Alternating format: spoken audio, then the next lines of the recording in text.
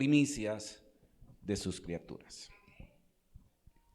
Este concepto de primicia, comúnmente en las iglesias lo hacen basado mucho en el libro de Deuteronomio 26.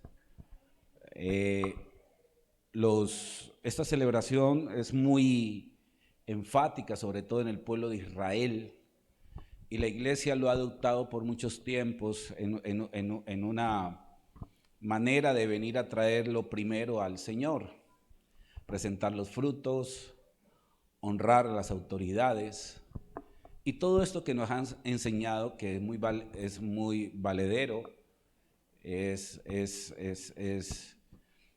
muy especial.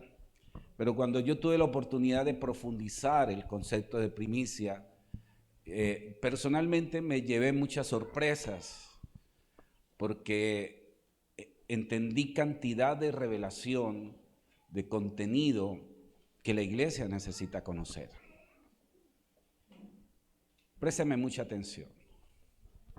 El concepto de primicia en el Antiguo Testamento no es que sea diferente al concepto de primicia en el Nuevo Testamento. Simplemente que las primicias en el Antiguo Testamento es una sombra de lo que realmente es la primicia en el Nuevo Testamento. Y muchas veces la iglesia se ha enfatizado en la sombra y no ha vivido de verdad lo que representa en el Nuevo Testamento el concepto de primicia. A mí me llama la atención este libro de Santiago, capítulo 1, creo que de muchos versículos que yo tengo predilectos, este es uno. Yo no voy a decir que es mi favorito, pero sí es entre muchos favoritos, este hace parte de los favoritos. Y muchas veces nutro mi oración con este versículo. Señor, tú me hiciste nacer en tu palabra con el fin de que yo sea primicia de tus criaturas. Y de allí quiero partir, de esa parte quiero partir. Para hablar de eso, yo quiero ahora sí hacer un retroceso, para que usted tenga un mayor conocimiento. Uno va a ver en el huerto del Edén, o bueno, fuera del huerto, porque ya Adán y Eva habían pecado, pero el primero que dice la Biblia que Abel ofreció a Dios más excelente que sacrificio que su hermano Caín. Pero usted va a ver por allá en el libro de Juan dice que Caín era del maligno porque sus obras así lo demostraban. Pero usted va a ver a Abel que daba a Dios lo mejor, lo primero, lo más excelente. Entonces, cuando hablamos de concepto de primicia, présteme mucha atención a esta parte, porque el concepto de primicia es lo más excelente, lo superior, pero no solamente lo superior, sino lo único.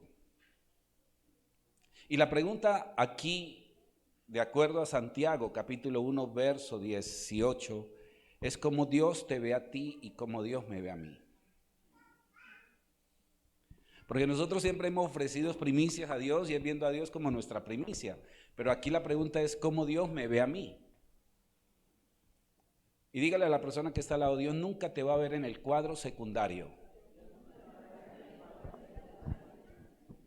Vuelva y dígaselo. Ahora, dígale esto, Dios no te ve como una añadidura. Dios no te ve como cualquiera. Ahora, Dios no te ve común. Dios te ve lo mejor de Él. Porque el concepto de primicia, atención, el concepto de primicia es lo mejor. Entonces, cuando yo parto de allí, estoy entendiendo que el concepto de primicia es una naturaleza. Diga conmigo, naturaleza. Y esto no es para subir el ego, esto es simplemente para nutrir nuestra identidad en Jesús, porque ahí dice claramente, Él de su voluntad me hizo nacer. Me hizo nacer. ¿Usted entiende el concepto de nuevo nacimiento? Mire, el cristianismo no es cambio de religión. Y es lo primero que nosotros, ese argumento, tenemos que quitarlo en nuestra mente. No es que usted era católico y se volvió evangélico. No, hermano, yo antes era católico, ahora soy evangélico. O yo era católico, ahora soy pentecostal. No es cambio de religión. No es que yo dejé el catolicismo, dejé otra religión, o me convertí a Hare Krishna, o me convertí mormón, o me convertí cristiano. No es cambio de religión. El concepto de cristianismo genuino y verdadero es nuevo nacimiento. Es decir, toda persona que viene a Cristo venía muerta espiritualmente. Y el solo hecho, el peso de la muerte, detrás de ese sello de la muerte estaba la condenación. Una persona muerta espiritual, como garantía en la eternidad, es la condenación eterna. Toda persona está confinada a la condenación. Toda persona. Una persona, así tenga en su nombre, yo soy de tal religión, mientras que esté muerto, su esencia es la condenación. La Biblia dice que la paga del pecado es la muerte y la condenación eterna. Efesios 2:1 dice: yo estaba muerto en delitos y pecados, en los cuales yo anduve en otros tiempos, y mira la evidencia de esa muerte, en los deseos de la carne, haciendo la voluntad de la carne y de los pensamientos, y yo era por naturaleza hijo de ira, lo mismo que los demás. Dios, que es rico en misericordia, por su gran amor con que me amó, me dio vida juntamente con él. Por gracia sois salvos por medio de la fe. Esto no es de vosotros, pues es un regalo o don de Dios. Entonces, cuando me dice, Él me hizo nacer por su voluntad, para que yo sea primicia. Ahora, van a repetir conmigo, lo mejor, lo más excelente. Porque esta excelencia se tiene que ver reflejada en que voy a ser el mejor esposo, el mejor hijo, el mejor padre. Antes no lo era por su naturaleza, por Él. Porque comienza una obra regenerativa. Diga conmigo, una obra regenerativa. Y esa obra regenerativa, pero la Biblia habla de regeneración. ¿Usted sabe cuál es lo contrario a regeneración? Degeneración. Y si yo le digo a usted que usted era un degenerado, ¿usted qué cara me va a hacer? Pues yo acepto que usted me devuelva lo mío igual que usted. y parece algo irrespetuoso, pero es muy cierto y es verdadero. Porque toda persona, a pesar de que usted no haya hecho mal, no se vea evidencia que era un asesino o que era un drogadicto,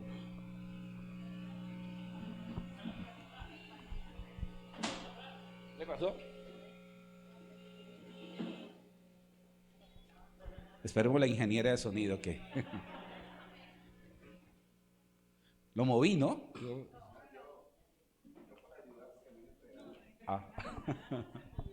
Ok, me asusté. ¿Por dónde es que iba? Ya se me perdió. Bueno.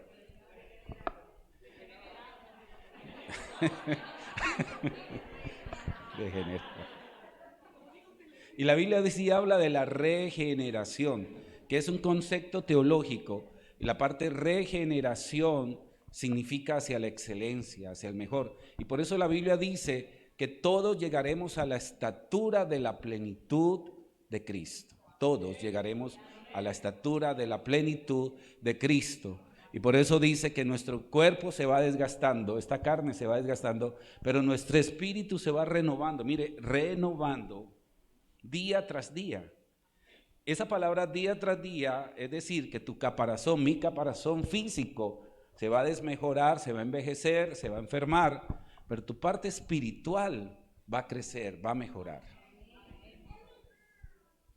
Y por eso ese concepto de primicia es tan importante. Ahora, vamos a encontrar algo aquí, y yo voy a hablar un poquito de la sombra de lo que representaba primicia en el Antiguo Testamento.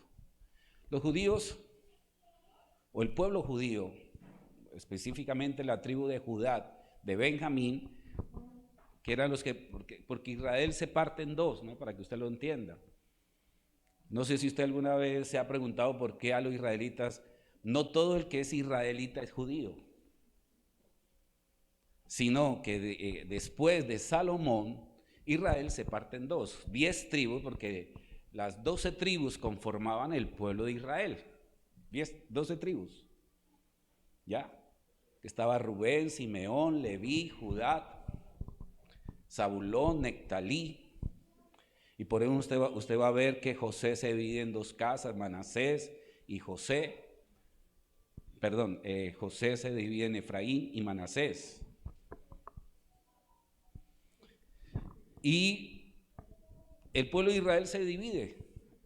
10 tribus se unieron y se pusieron a contradecirse con dos tribus, la tribu de Benjamín y la tribu de Judá. Y allí se formó Israel. Una cosa era Israel y otra cosa era Judá.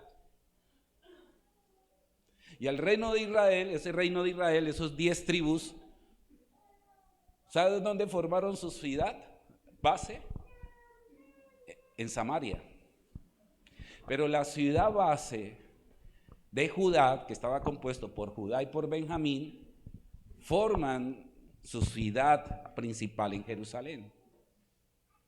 Y toda la Biblia, atención, se centra es en la tribu de Judá y de Benjamín. Por eso se habla, cuando uno estudia teología, uno habla de las 10 tribus perdidas de Israel, porque fue a la tribu de Judá que se le llamaron judíos, precisamente por Judea. Y su base central era Jerusalén, es decir, la ciudad de Jerusalén. Y fue allí, de la tribu de Judá salió Salomón, salió David y todos estos grandes personajes. Y ellos levantan un templo en Jerusalén, allí en el monte de Sión, compuesto por 7 montañas, son asentados y forman el templo de Jerusalén, y se instituye que cada año se tenían que celebrar unas fiestas, y estas fiestas las celebraba específicamente el reino de Judá. Pero usted va a ver también,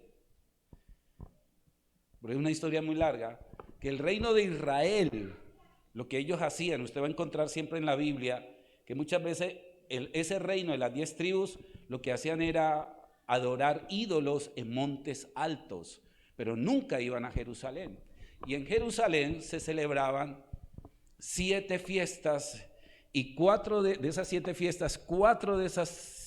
fiestas, siempre tenían que ir cada año a celebrar fiestas en el templo específicamente. Cada año. Y usted veía a Jesús niño yendo con sus padres.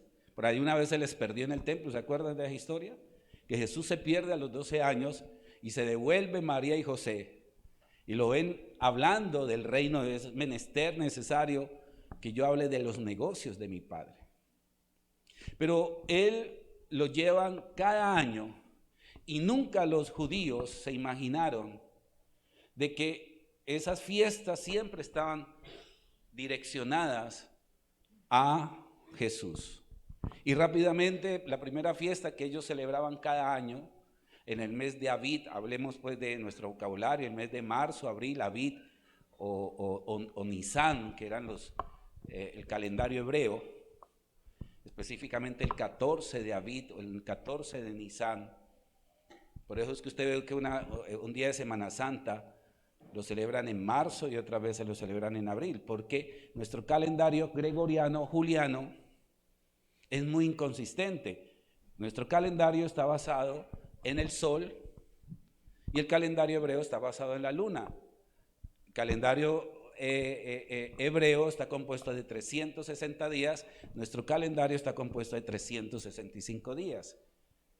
Y las dos únicas naciones que tienen su calendario basado en la luna es China y Israel.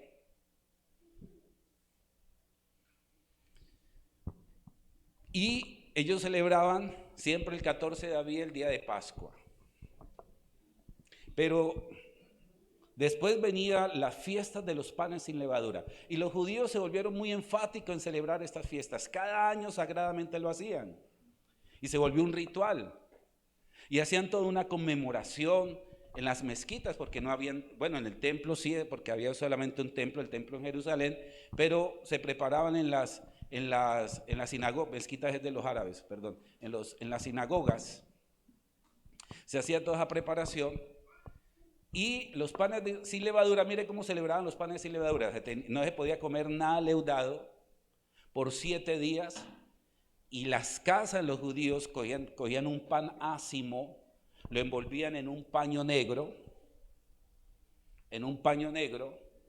y lo escondían por 7 días.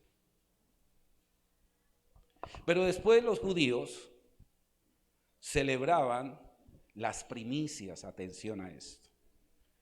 Y las primicias se celebraban al tercer día de la Pascua. Ahora digan conmigo, Pascua, panes sin levaduras y primicias. Diga conmigo, al tercer día se celebraban las primicias. ¿Ok? Perfecto. Ahora, van a decir conmigo, Pascua, Jesús en la cruz. Por eso se le llama el Cordero Pascual. ¿Usted sabía que cuando los judíos celebran la Pascua, Jesús estaba muriendo en una cruz? Y ellos, dizque haciendo el rito de matando un corderito y el verdadero cordero muriendo en una cruz. Y ellos no veían a Jesús como el Cordero Pascual. Ellos simplemente estaban cegados a un rito, pero nunca se imaginaban que el verdadero cordero estaba muriendo en una cruz. Y sabes que el día que murió Jesús en una cruz era un 14 de Abib. Y resulta que cuando Jesús lo sepultan, los judíos en las casas estaban cogiendo un pan ácimo y lo estaban envolviendo en una tela negra y lo estaban escondiendo, y Jesús estaba siendo sepultado. Y nunca se imaginaron que esto representaba la sombra, pero la realidad, que el verdadero pan. ¿Por qué se le llama pan ácimo? Porque el pan ácimo es 0 mizca de levadura. No se podía comer nada leudado. Y por eso Jesús muchas veces decía, guárdese de la levadura de los fariseos, de los saduceos y de Herodes, porque la levadura en la Biblia representa pecado. Representa hipocresía, representa engaño. A todo pan se le echa levadura. ¿Quién es panadero aquí?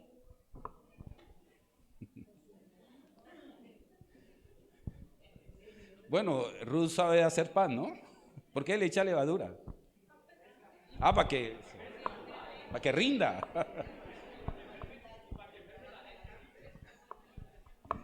Voy a decirlo así, se le echa levadura para engañar a la gente. ¿Sí o no? ¿Es así o no? Se vuelve grande la levadura. Lo que nadie se imagina es que si usted deja ese pan con levadura, ¿qué pasa a los 7 días? ¿No es cierto que la misma levadura que produce, no sé si es una bacteria, un hongo, es un hongo? Ya, en estos días me lo explicaron y se me olvidó una persona que estudia biología. Y yo le pregunté eso, ¿por qué la levadura transforma la naturaleza del pan? Pero mire la enseñanza. La enseñanza es que Jesús era el pan sin levadura. Primeramente porque en Él no hay pecado. Segundo, porque en Él no hay engaño. Y porque en Él no hay hipocresía. Y ese pan ácimo lo ponían en una tela negra, hablando de la oscuridad de la sepultura. Por eso me llama la atención por allá Pablo diciendo, creo que eso está en capítulo 15, verso 55, si no me equivoco, donde Pablo dice: ¿dónde está, oh muerte, tu aguijón? Y sepultura, ¿dónde está tu victoria? Porque es que la sepultura es sinónimo de oscuridad. La sepultura es como sinónimo de victoria de parte del diablo para acabar con alguien. Y la Biblia dice que Dios no es Dios de muertos, sino de vivos. Y hay algo muy especial, es que mientras estaban colocando el pan negro y lo estaban escondiendo, Jesús estaba siendo sepultado. Pero al tercer día, ¿sabes qué hacían los judíos? Siguieron con el mismo rito, iban al templo a llevar los primeros frutos, las primicias, al templo, pero nunca se imaginaron que Jesús estaba resucitando.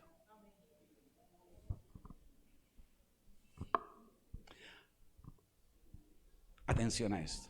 Siempre que usted pronuncie la palabra primicia, significa la resurrección de Jesús. Vuelvo y lo digo, por favor. Siempre que usted dice primicia, ¿es qué? ¿Es qué?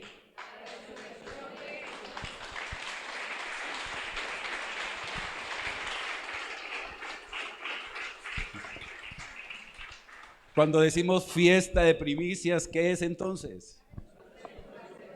¿Por qué celebramos fiesta? Porque Jesús resucitó. Atención, lo que marca la diferencia del cristianismo es la resurrección. Porque la resurrección es sinónimo de vida. La resurrección, a partir de ese momento comienza el proceso regenerativo del hombre. Allí el hombre ya no va de peor en peor, sino de gloria en gloria.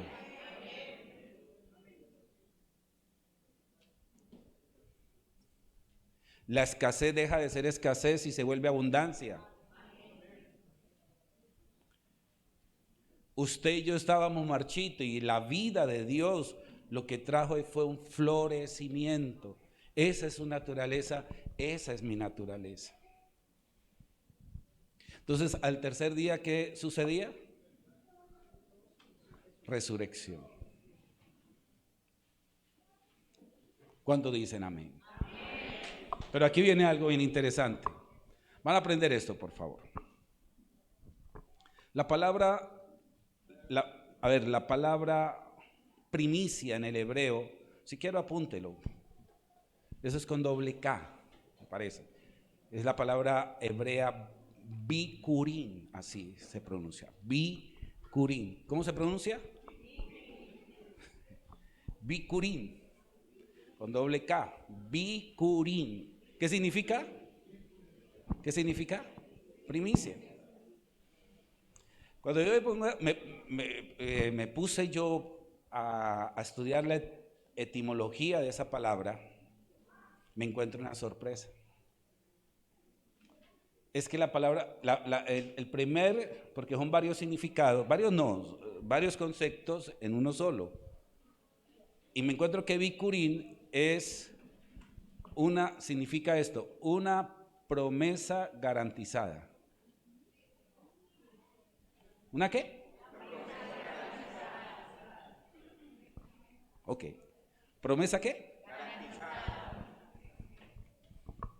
Mi hermana Vilma, ¿usted sabe qué es eso? No, yo le hago esa pregunta porque no es mi deseo corcharla. Es simplemente que si usted lo ha escuchado alguna vez. Sí, es una promesa. Pero ¿de dónde sale eso? ¿Cuál es la esencia? ¿Cuál es el texto bíblico? ¿Cómo yo lo podría comprobar? Que iba a haber una resurrección, muy bueno. Ahora, van a decir todos, hoy quiero aprender. Voy a volverlo a decir, hoy quiero aprender. Perfecto. Mira, atención a esto. Es que cuando uno comienza a estudiar la Biblia, usted comienza a ver fichas de rompecabezas armando. Y cuando usted va a ver, es una perfección, y ahí es donde digo, Señor, ese libro realmente lo hiciste tú. Eso no lo podía hacer nadie. Pero es hermoso cuando uno comienza a entender esto. Por eso es que uno alaba al Señor y uno dice, Señor, te glorifico, te exalto, porque eres perfecto. Vamos a ver. 1 Corintios capítulo 15, verso 20. 1 Corintios capítulo 15, verso 20. 1 Corintios capítulo 15, verso 20.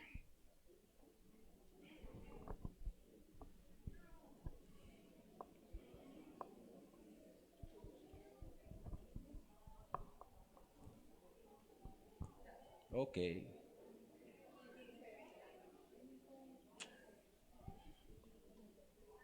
Que no le olvide el texto, por favor. 1 Corintios capítulo 15, verso 20. ¿Qué dice? Mas ahora, Cristo, ¿qué? De los muertos. ¿Y después qué dice?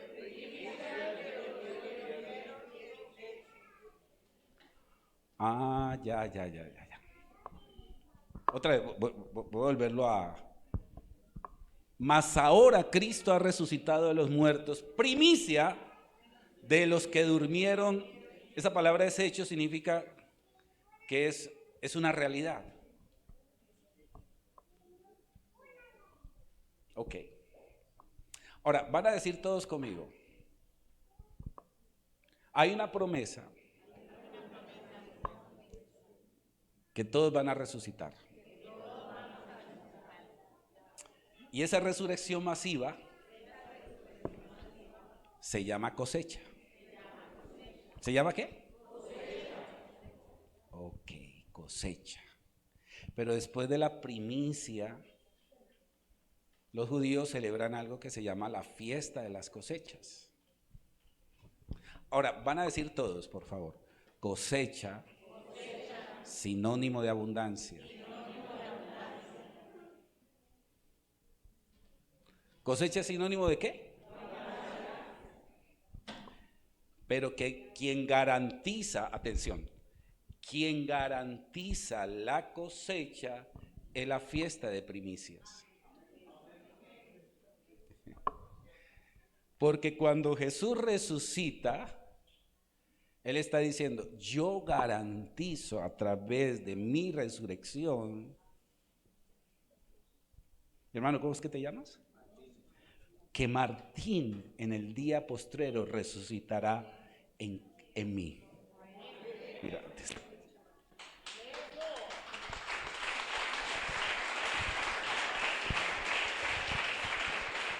venga, levante la mano por acá y diga, la resurrección de Cristo es el sello de garantía que yo en Él resucitaré. ¿Sabes qué va a pasar con usted y conmigo? Y tenemos que hablarlo por fe. Como Lázaro, el que cree en mí, aunque esté muerto, vivirá.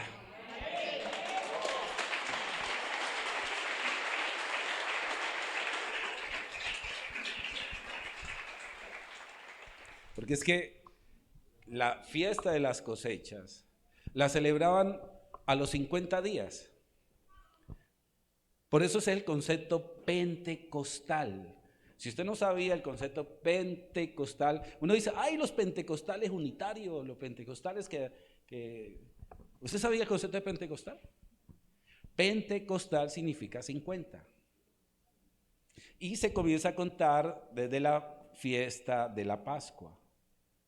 Entonces, al siguiente día, panes sin levaduras, a los 3 días, primeros frutos, primicias, y sigo contando, y cuando llegó a 40, Jesús se fue. ¿Quedaban cuánto? 10 días. Y nadie se imagina por qué tenían que ser 10 días, porque el número 10 significaba administración. en la Biblia significa administración.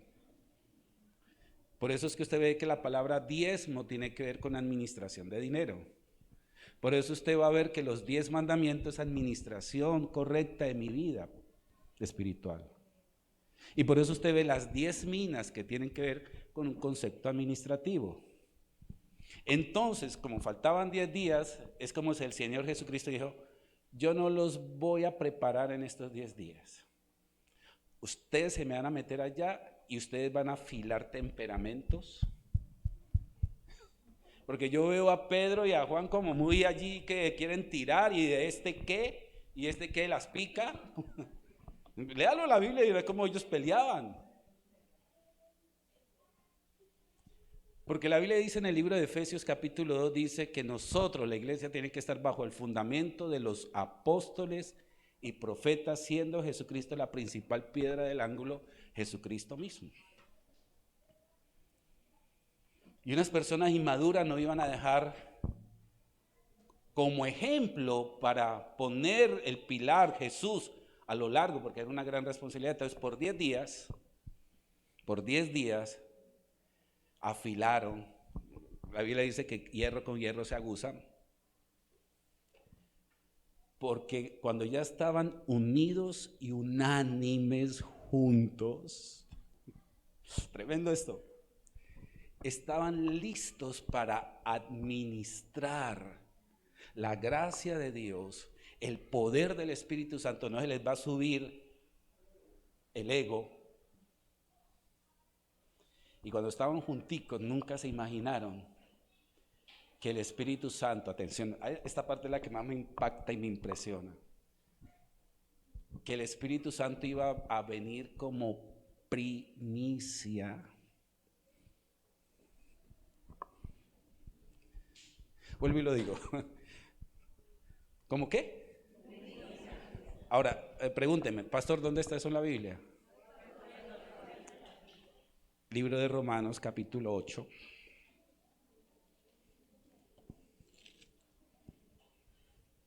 Libro de Romanos, capítulo 8, verso 23. ¿Qué dice?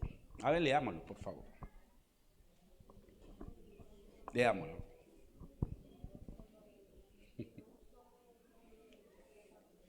Y no solo ella, sino que también nosotros mismos. ¿Qué qué? Señor, por eso es que el Evangelio es poder de Dios, porque la resurrección es considerada como primicia, el Espíritu Santo como primicia, y la resurrección se evidencia en la primicia que es usted y yo. Y por eso es que el Espíritu Santo como primicia solamente puede venir aquel que es primicia. Y lo puede entender por la naturaleza que usted y yo tenemos de primicia. Cuando dice el libro de Joel capítulo 2, ¿se acuerda cuando viene el Espíritu Santo? Hechos 2. Porque dice que en el día del Pentecostés, que es la fiesta de las cosechas, y dijimos que Bicurín, que era primicia, es la garantía ¿de qué? De la cosecha.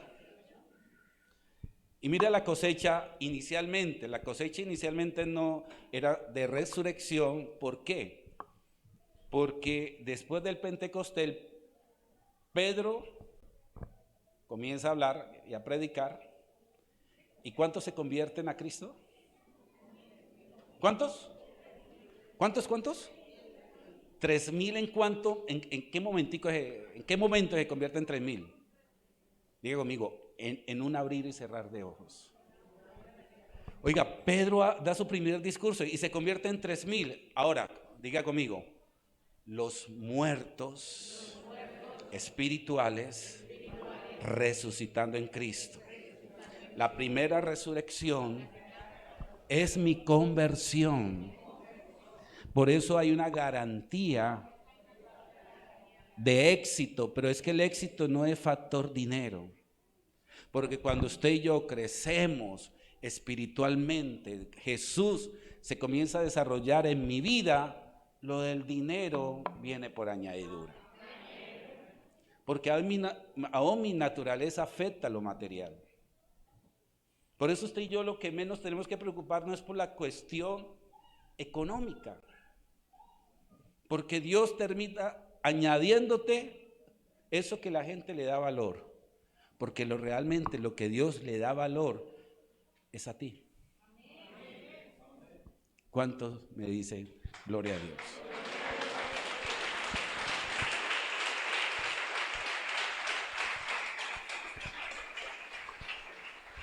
Pero aquí viene algo interesante, es que por nosotros tener esa naturaleza de primicia, todo lo que sale de ti, todo lo que sale de mí, tiene que ser primicia para Dios. Por eso a Dios se le da siempre el primer lugar.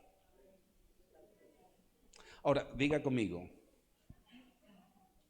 primicia, sinónimo de vida, del Espíritu Santo.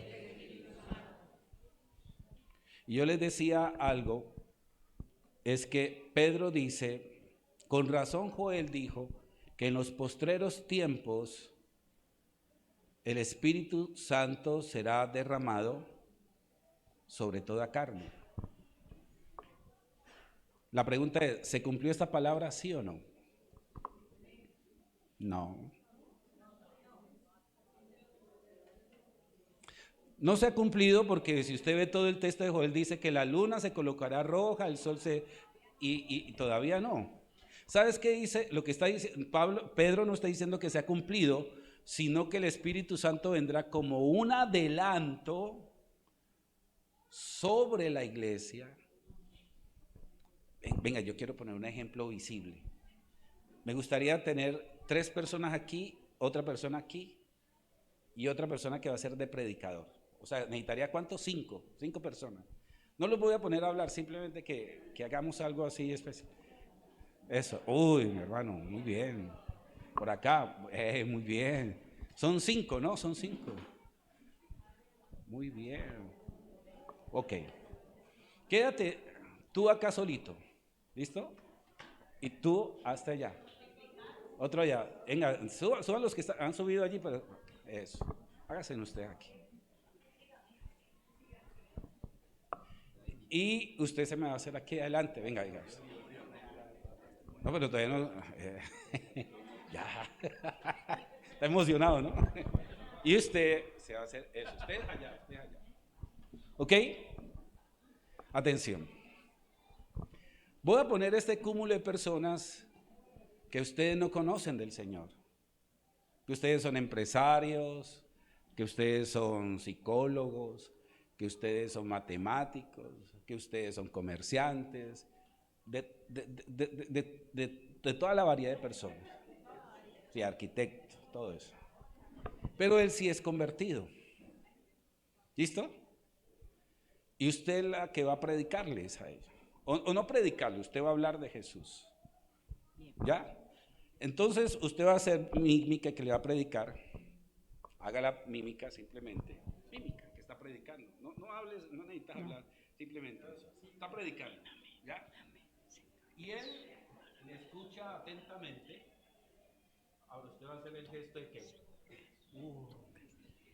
¿Ya? No. Y ellos acá no entienden nada. Usted,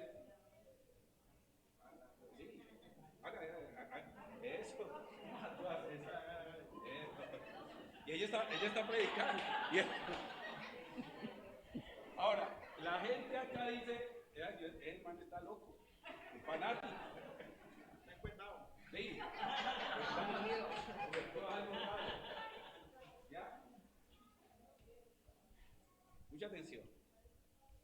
Lo que hace el Espíritu Santo es que Él solamente viene como adelanto de lo que será un tiempo futuro que vendrá sobre toda carne, pero va a venir solamente para aquel que le ha recibido, aquel que es primicia, porque fue el nacimiento que lo cataloga Él, y Él como primicia viene sobre Él y Él comienza a entender todo lo que ella dice. Sobre ellos no puede venir el Espíritu Santo.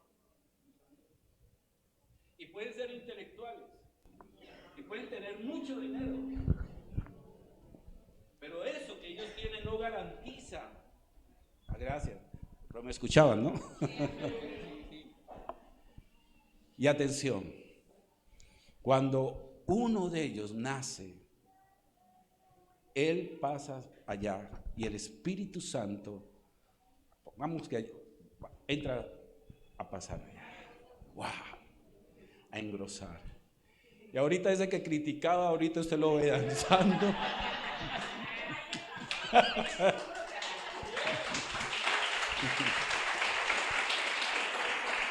Transformado,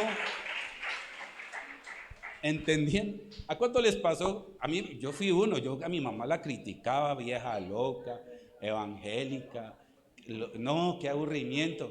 Yo llegaba a mi casa y encontraba ella tenía en ese tiempo las grabadoras en la cocina, porque como te ponían, y yo decía, qué aburrimiento esa música tan harta, hombre.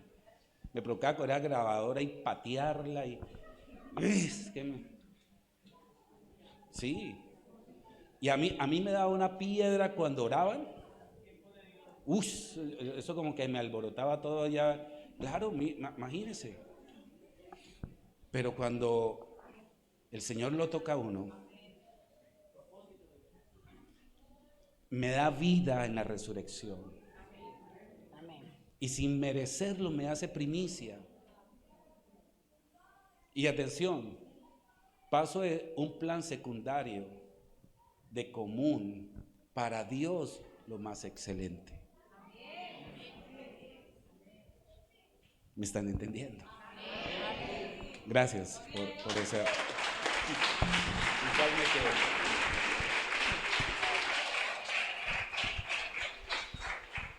Y mucha atención. Esto que nosotros disfrutamos, porque primeramente disfrutamos la resurrección como primicia y el Espíritu Santo como primicia. Por eso son imagínense, el Espíritu Santo sobre la iglesia. Es que el Espíritu Santo no viene sobre los ingenieros, ni sobre los intelectuales, ni sobre los políticos, a no ser que sea convertido para el Señor. Por eso es que la iglesia es un cuerpo de vida, es un cuerpo orgánico. La iglesia no es más que una organización, sí es una organización, pero no es la esencia de la organización empresarial, sino que es un cuerpo orgánico que es la vida misma de Jesús. Jesús es la cabeza y nosotros somos el cuerpo. Cuando uno entiende eso, uno le da siempre a Dios lo mejor, el mejor tiempo, su mejor esfuerzo, su mejor adoración, su mejor gratitud. Nuestra oración, nuestras palabras iniciales en el comienzo, por eso es que la oración matutina es una primicia. Si tú de mañana buscares a Dios, el libro de Job capítulo 8 verso 5, si tú de mañana buscas al Señor, si rogases al Todopoderoso, si fueses limpio y recto, ciertamente se despertará por mí, hará próspera la morada de mi justicia, y aunque mi principio sea pequeño, mi postrer estado siempre será grande.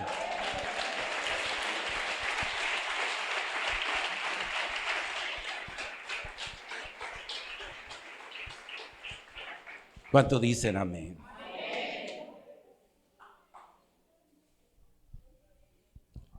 Cuando yo veo el concepto, por ejemplo, un ejemplo de diezmo, el diezmo tiene que aprenderse a veces nosotros, no, que una cosa es la primicia, otra cosa es el diezmo. Para mí, yo tengo que aplicar el principio de primicia hasta en el diezmo. ¿Por qué? Porque cuando yo separo el diezmo primero para Dios, es producto de mi naturaleza como primicia que soy. Ahora entiendo, porque es que ha habido una rivalidad muy fuerte teológica y es bastante fuerte, créalo que sí, de que si se debe buscar al Señor el séptimo día, el Shabbat o el domingo. Entonces, cuando usted va a enfrentarse a aquellas personas que defienden el concepto del Shabbat, a usted le van a decir en la cara, el domingo, porque en el inglés, usted va a ver en inglés Sunday, que es el día de la luna, Monday, Mon es lunas, Day, el día de la luna, que es el lunes, pero el domingo en inglés es Sunday, que significa el día del sol. Entonces a usted le van a decir esto. Lo que pasa es que la Iglesia Católica está precedida de toda una tradición romana donde adoraban al dios sol. Entonces, por eso los cristianos no deben de buscar a Dios el domingo. Eso es lo que le van a decir a usted. No, y a usted lo van a confundir por eso. Porque tiene que ser el día Shabbat. Pero mucha atención. Es cierto que el día importante en la sombra era el Shabbat. Cuando usted va a Israel, ustedes que tuvieron la oportunidad de ir a Israel, yo no sé si les tocó ver esto, ellos comienzan el Shabbat el día viernes a las 6 de la tarde. ¿Cómo? Ah, bueno. El Shabbat es muy diferente a nosotros. Nosotros comenzamos día a las 12 a.m. Ellos no. Ellos comienzan a las 6 de la tarde. Entonces usted un viernes en Israel, usted comienzan a cerrar. Todo mundo a cerrar negocios. Porque comienza el Shabbat. ¿Ya? El día más importante. Y uno enfrentarse teológicamente a todos estos movimientos judeo-mesiánicos, porque los movimientos judeo-mesiánicos, que por ende he aprendido muchas cosas de ellos, utilizan la kipa, ¿cómo se llama? El talí, y leen la Torá. A mí me gusta toda esa costumbre que ellos usan porque aprendo. Pero, lógicamente que una cosa es esencia de iglesia y ellos defienden el Shabbat. Pero mucha atención a esto. Porque el Shabbat no era el primer día, sino el último día, el séptimo día. Dice que el séptimo día Dios reposó y descansó de su obra. Y por eso Shabbat significa descanso. Pero Jesús no es que haya resucitado un domingo, sino que en el hebreo se dice así. Mire cómo dicen los días de la semana en hebreo. No lo voy a decir en hebreo, lo voy a decir en español. Dicen así: primer día, así se dice.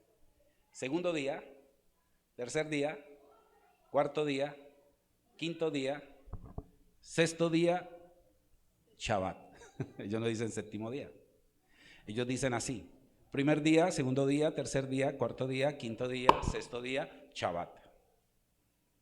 Pero cuando usted va a ver, en Marcos dice el primer día. Atención, el primer día.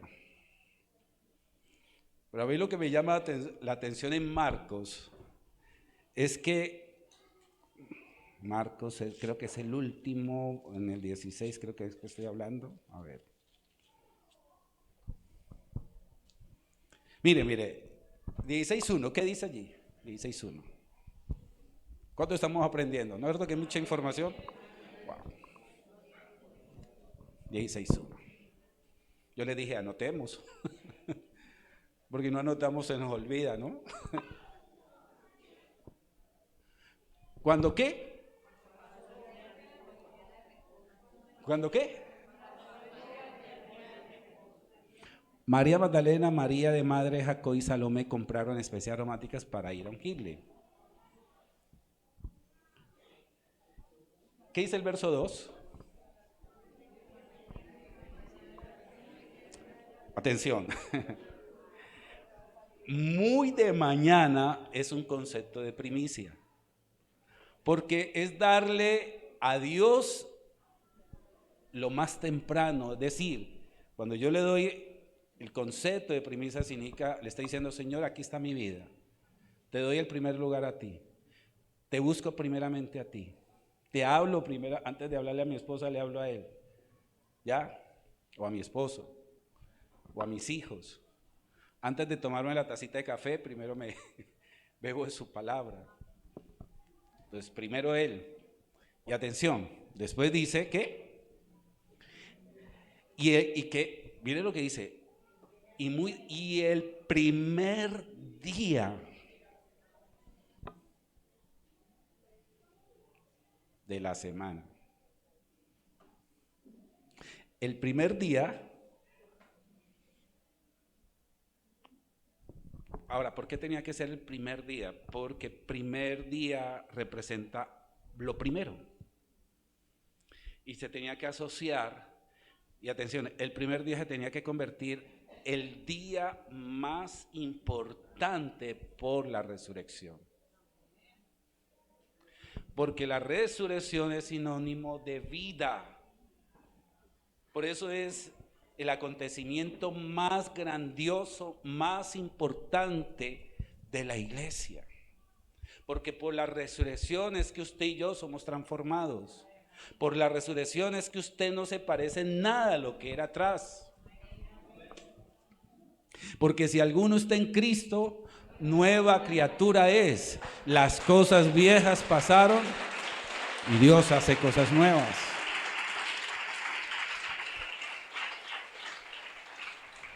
¿Cuántos dicen aleluya? ¿Cuántos dicen amén? Amén. Y aquí está diciendo entonces, el primer día de la semana vinieron al sepulcro y ya salido del cielo decían entre sí: ¿quién nos removerá la piedra de la entrada del sepulcro? Pero cuando miraron, vieron removida la piedra, que era muy grande. Y cuando entraron en el sepulcro, vieron a un joven sentado al lado derecho, cubierto de una larga ropa blanca, y se espantaron. Bueno, yo quiero terminar con algo bien significativo. Esto no estaba dentro del mensaje, pero sí me anima a decirlo. Una de las cosas que se hacía, una cantidad de obediencias basada en las sombras del Antiguo Testamento, era porque a través de la obediencia se abría el cielo. La Biblia dice que el cielo se podía colocar de bronce o abrirse.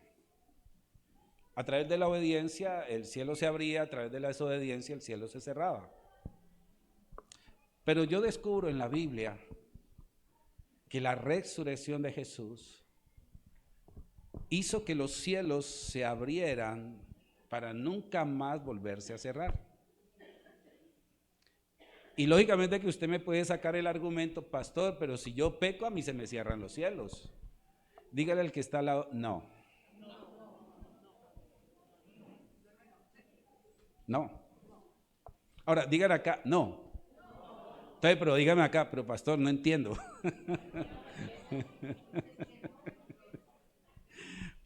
Ahora, el que entienda, bienaventurado es. Pero, ¿por qué voy a explicar esto?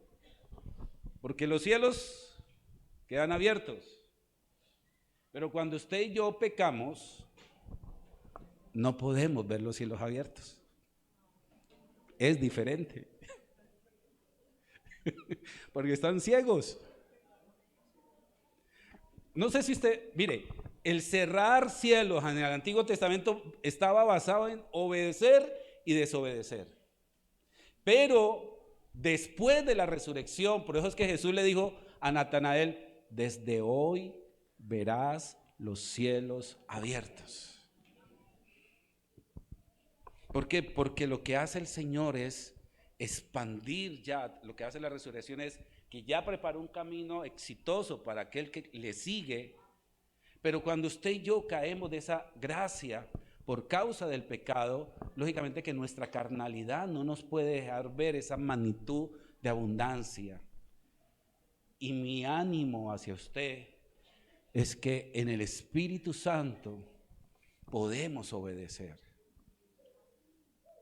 Estamos diseñados por Él. Él preparó todo para que tengamos el mejor hogar, las mejores finanzas, el mejor ministerio. Simplemente que hay que pegarse siempre a su palabra, al Espíritu Santo. ¿Cuánto dicen aleluya? ¿Cuánto dicen amén?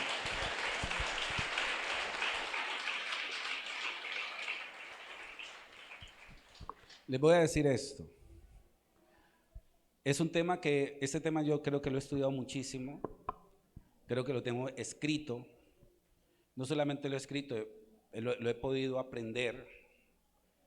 Y esto lo que hoy enseñé de las primicias fue un 10%, me quedó faltando el 90%, y créalo que es así. Pero ¿qué hice yo? Yo lo que hice fue resumir todos los conceptos y poderlos dar a ustedes de una manera explícita, pero es un tema tan hermoso. ¿Por qué? Porque qué bueno haberles explicado, aunque no quiero dejarlos como antojados tampoco, por qué el Señor llamaba, por ejemplo, a todo lo que fuera primicia, primogénito, decía, yo te redimo, y siempre le llamaba mío es, sepáreme todo primogénito. Y usted va a ver que dentro de las costumbres judías, el Señor dice, ya no me presenten primogénitos, sino que los sacerdotes reemplazarán a los primogénitos. ¿Qué significa eso? Y entonces ya a los sacerdotes les dicen, cada vez que yo reparta las tierras, ustedes ya no tienen derecho a lo terrenal, porque yo mismo seré tu herencia. Wow. Entonces, cuando uno comienza a entender todo esto, uno dice, Dios mío, esto es impresionante cómo cada pieza va encajando. ¿A cuánto les gustaría más aprender todo esto? Créalo que nos deleitamos y que cada vez que tenga la oportunidad de venir, venimos enseñando todos estos principios. Ese es el objetivo, que Dios nos dota para enseñarle a la iglesia el valor de lo que es. Él es. Cada vez que predicamos de Jesús, es lo mejor, lo máximo, lo más hermoso. Él es la vida, Él es la resurrección y la vida, Él es el camino, Él es la puerta de las ovejas, el que por Él entrare será salvo. Pueden colocarse en pie, por favor.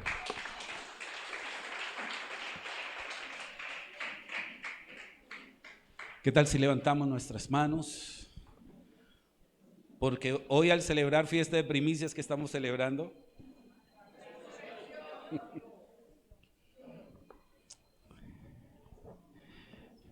yo quiero aplicar este principio, atención.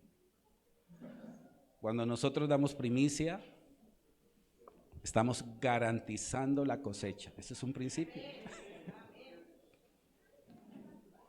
¿Me entendiste eso? Cuando doy primicia, yo garantizo.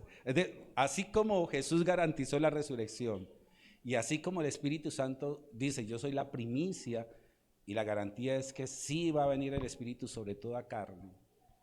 Así este principio, cuando yo lo llevo a que cuando doy una primicia a Dios, hay una garantía, porque es un principio que también se aplica en lo material.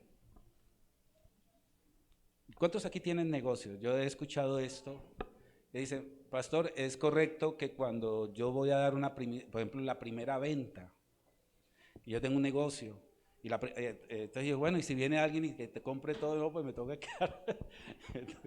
¿Usted me imagina que compren todo? ¿Ya? Pero es una garantía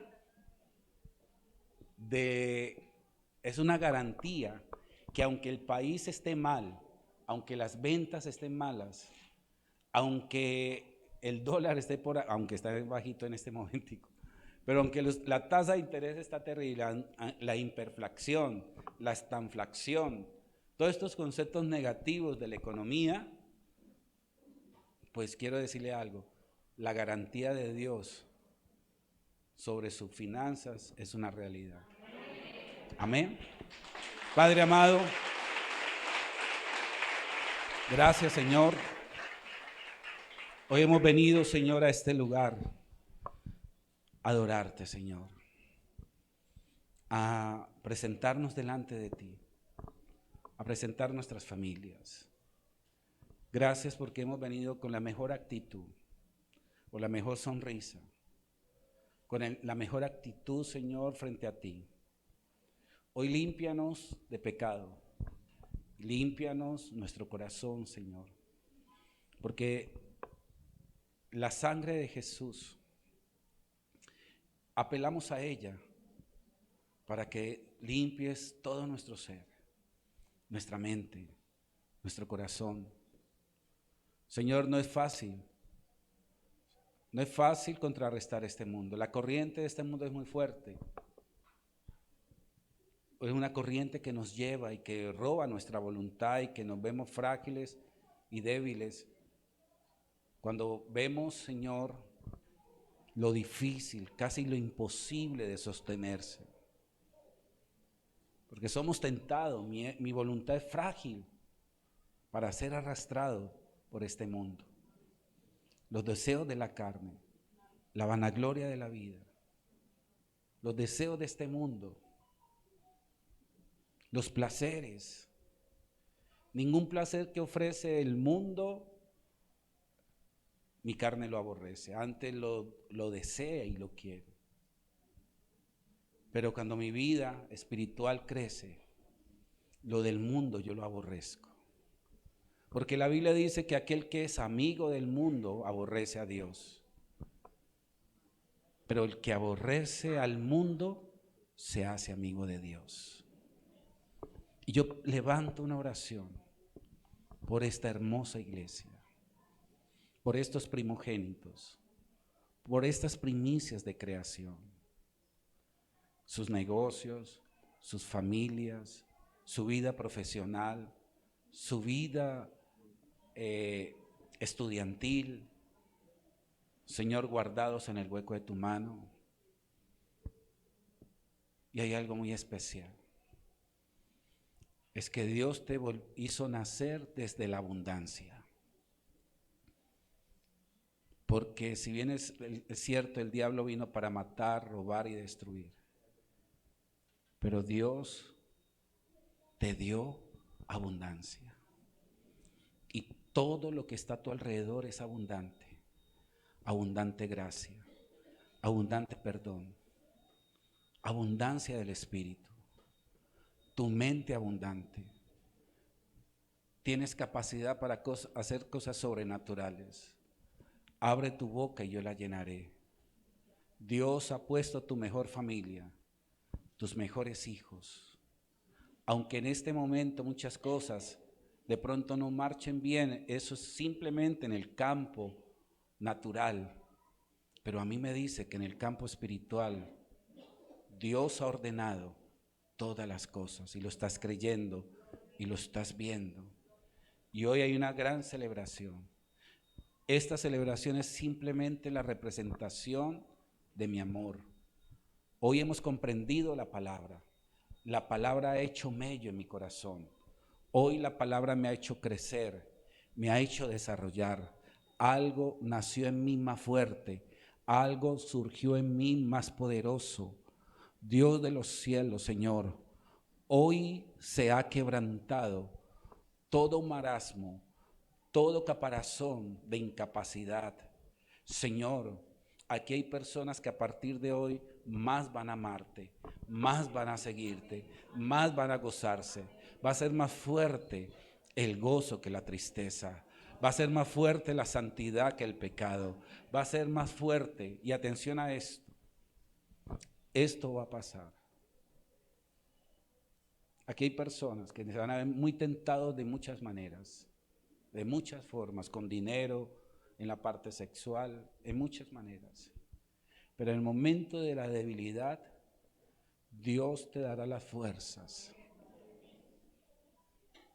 Y una fuerza sobrenatural reposará sobre ti para guardarte.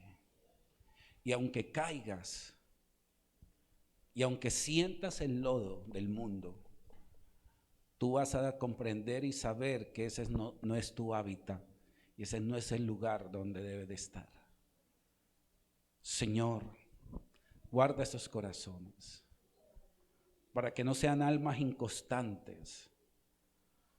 Señor, guarda esta preciosa iglesia, porque de esta iglesia tú levantarás vástagos y una generación poderosa en esta tierra. Jóvenes que te aman, padres que te aman.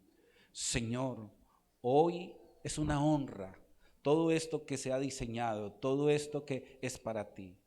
Tú eres nuestra primicia. Y aquí la Biblia dice, la iglesia de los primogénitos, dice el libro de Hebreos. Los primeros, los tuyos, los redimidos, los que fueron comprados a precio de sangre. Satanás no tiene parte contigo. Tu familia no tiene parte de Satanás. Tú no eres del maligno. Tú eres del bendito Dios y grande y poderoso. Tú le perteneces a Él. Nadie te podrá arrebatar de tu mano. De la mano de Él nadie te podrá arrebatar de la mano de Él. Siempre en Él estás seguro. Tus hijos, en el nombre de Cristo Jesús. Hoy hablo una palabra profética sobre ti. Dios baña con la palabra. Tu vida cae, salpica sobre tu vida, sobre ti, sobre tu mente, sobre tu corazón. Te fortalece en el nombre de Jesús.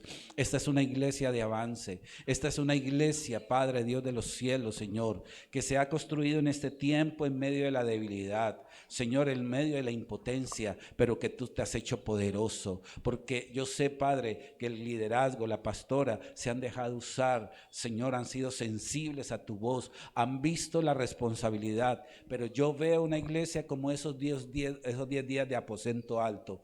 Dios está creando una unidad sobrenatural, una unidad como un cordón de 3 dobleces, en el nombre de Jesús. Y Señor, Padre, dice la Biblia, que aunque el pábilo se haya querido apagar, aunque quiso humearse, el Espíritu Santo no lo permitió, porque siempre la llama está aquí y arde la llama. Padre, gracias. Estas primicias y aquellas personas que van a presentar primicia voluntariamente han escogido lo mejor, y declaro, Señor, que así como el corazón de Abel habló, esa ofrenda habló y trajo lo más excelente, así muchos, Señor, también lo quieren hacer hoy, presentar a Dios lo mejor, porque tú eres lo mejor. Alabado es tu nombre, exaltado es tu nombre. De adoración. Gracias. Levantemos nuestras manos ya para acá. Terminar, no sé qué paso, pastora, siguiente vamos a hacer. Gracias, Jesús. Qué bueno es Dios. Señor, si hay alguien que está aquí enfermo, si hay alguien que vino con una dolencia o ha tenido un diagnóstico negativo médico o estás en un tratamiento médico y te han hecho una biopsia y estás tomando pastillas de por vida, Señor, hoy como nunca van a haber milagros y muchos van a testificar y tú lo vas a creer. Porque la resurrección de Jesús, yo no sé si usted en la parte afectada, en su cuerpo, usted mismo va a decir: Señor, soy sano, mi vientre es sano, en el nombre de Jesús. Y si hay alguien aquí, alguna mujer que estaba sufriendo de esterilidad o había miomas en su matriz y eso se te dificultaba, Señor, un milagro sobrenatural. Hay abundancia de testimonios. Testificará uno, testificarán dos, testificarán 3, 4, muchos vendrán, muchos. Cada 8 días se comenzará a incrementar los testimonios de milagros. La gente, mucha gente dirá: ¿qué está pasando en esa congregación, en esa iglesia? Y en la presencia del Espíritu Santo de Dios, en el nombre de Jesús, hay hábitat de fe en este lugar. Hay hábitat de fe en el nombre de Jesús. Al que cree es posible. Al que cree, todo es posible. En el nombre de Cristo Jesús. Oh Dios de los cielos, declaro sanidad sobre tu cuerpo. Y vas a sentir sanidad. En el nombre de Jesús. En el nombre de Jesús. Espíritu Santo, qué bueno eres, Señor. Hoy las montañas por la fe se moverán por tu poder. Hoy las montañas por sí, Jesús, se moverán. Se moverán por su. Aleluya. Gracias, Jesús. Nada es difícil para Dios. Gloria a Dios.